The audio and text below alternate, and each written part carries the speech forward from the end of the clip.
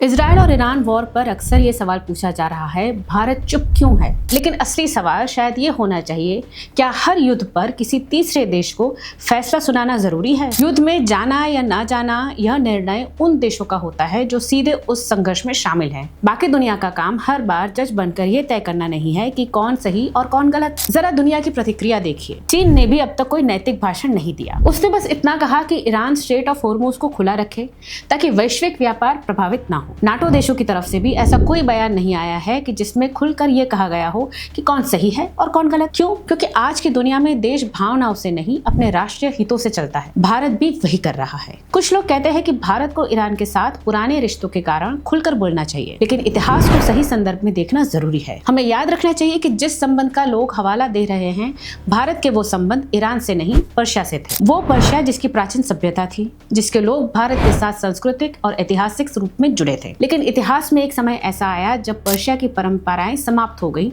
और वहां की पुरानी आबादी का एक हिस्सा खुद भारत में शरण लेने मजबूर हो गया। यानी कि आज का जियोपॉलिटिकल अलायंस वो एंशिएंट सिविलाइजेशनल अलायंस नहीं जिसे लोग बार बार याद दिलाते हैं। आज विश्व अलग है। यह जियोपॉलिटिक्स का दौर है जहां हर देश को अपने राष्ट्रीय हितों की सुरक्षा सबसे पहले करनी होती है। भारत की ऊर्जा सुरक्षा है। भारत के लाखों नागरिक पश्चिम एशिया में काम कर रहे हैं। भारत के व्यापारिक रास्ते उसी क्षेत्र से गुजरते हैं। ऐसे में भारत का बैलेंस्ड और कॉशियस स्टैंड कमजोर नहीं, डिप्लोमेसी है। अंत में असली सवाल यही है, क्या भारतीय सरकार अपनी राष्ट्रीय हितों की सुरक्षा करने के लिए स्थिति में है? और इसका जवाब साफ है, हाँ। भारत आज पहले से कई अधिक आत्मविश्वास के साथ अपने हितों की रक्षा कर रहा है, क्योंकि आज की दुनिया में डिप्लोमेटिक स्टेटमेंट्स उतने इंपॉर्टेंट नहीं होते जितने नेशनल इंटरेस्ट होते हैं। और वर्तमान भारत अपने इंटरेस्ट चुपचाप लेकिन मजबूती से सुरक्षित रखने में सक्षम है।